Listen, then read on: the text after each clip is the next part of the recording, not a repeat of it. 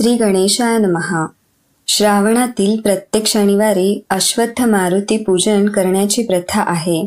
चातुर्मासातील अनन्यसाधारण महत्त्व असलेला श्रावण मास सुरू झाला आहे. श्रावणातील प्रत्येक दिवसाला विशेष महत्त्व असल्याचे सांगितले जाते.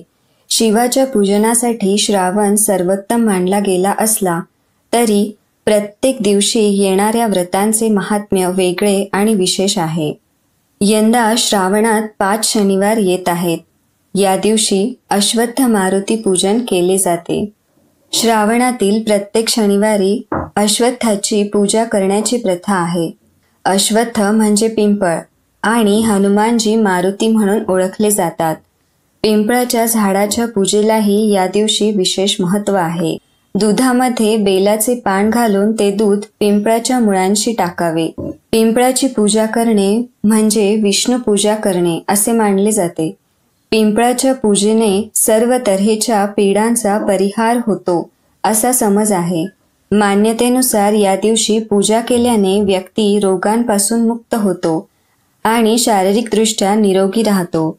मंगळ मुहूर्तावर दररोज 3 वेळा पिंपळाच्या झाडाची प्रदक्षिणा करून जल अर्पण केल्याने दारिद्र्य, दुःख आणि दुर्भाग्य नष्ट होते असेही शास्त्रात सांगितले आहे. त्याचबरोबर पिंपळाचे दर्शन आणि पूजा केल्याने दीर्घायुष्य आणि समृद्धी मिळते. याशिवाय अखंड सौभाग्याच्या इच्छेने मुली अश्वत्थ व्रत ठेवतात. याशिवाय पिंपळाच्या झाडाखाली मोहरीच्या तेलाचा दिवा लावावा. पिंपळाच्या झाडाला 3 वेळा प्रदक्षिणा घालाव्यात. पिंपळाची काही पाने तोडून गंगाजलाने स्वच्छ करून घरातील पूजेच्या ठिकाणी ठेवावी आणि दिवा उदबत्ती लावून पूजन करावे. आपल्या प्रमुख देवतेचे ध्यान करताना आपल्या इच्छा पूर्ण होण्याची प्रार्थना करावी.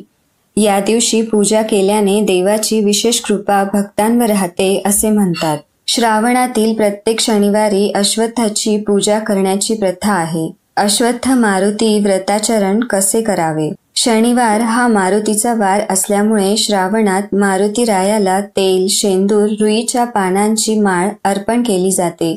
षोडशोपचार पूजन करावे. हनुमंताला आवडणारा नैवेद्य दाखवावा. धूप दीप अर्पण करून आरती करावी. प्रसाद ग्रहण करावा.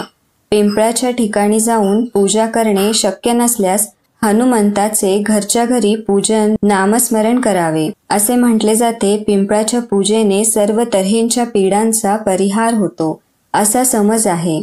वेदकाळापूर्वीच्या सिंधू संस्कृतीत अश्वत्थ वृक्षाला निर्मितीचे प्रतीक मानले गेले होते.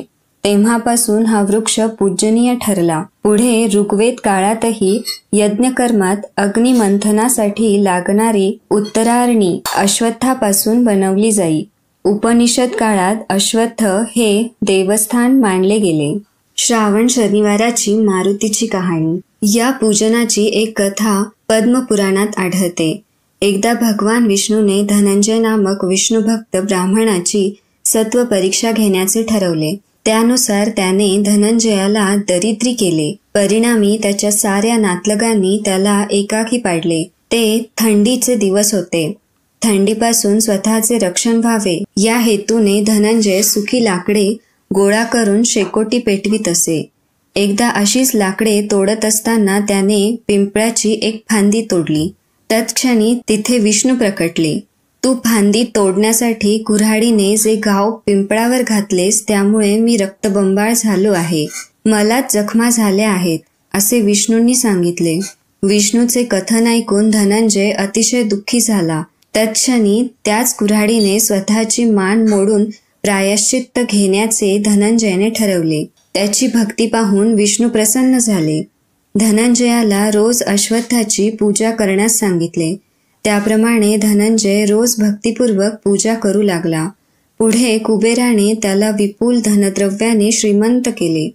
प्रत्यक्ष भगवंतांनी गीतेमध्ये वृक्षामध्ये जो अश्वत्थ तो मी होय असे म्हटले आहे. काही ठिकाणी पूजा करण्यापूर्वी महिला वटवृक्षाप्रमाणे अश्वत्थ वृक्षालाही प्रथम दोरा गुंडाळतात. दृष्ट शक्तींना बांधून ठेवण्याचे एक प्रतीक म्हणून हा दोरा गुंडाळला जातो असे सांगितले जाते. प्रत्यक्ष भगवंतांनी गीतेमध्ये अश्वत्थ सर्व वृक्षांमध्ये जो अश्वत्थ तो मी होय असे म्हटले आहे. श्रावणातीलच नव्हे तर इतर शनिवारीही सूर्योदयापूर्वी अश्वत्थाची पूजा करून त्याला प्रदक्षिणा घालण्याची प्रथा आहे. इति श्री अश्वत्थ मारुती कथा श्री विष्णू चरणार्पणम वस्तु.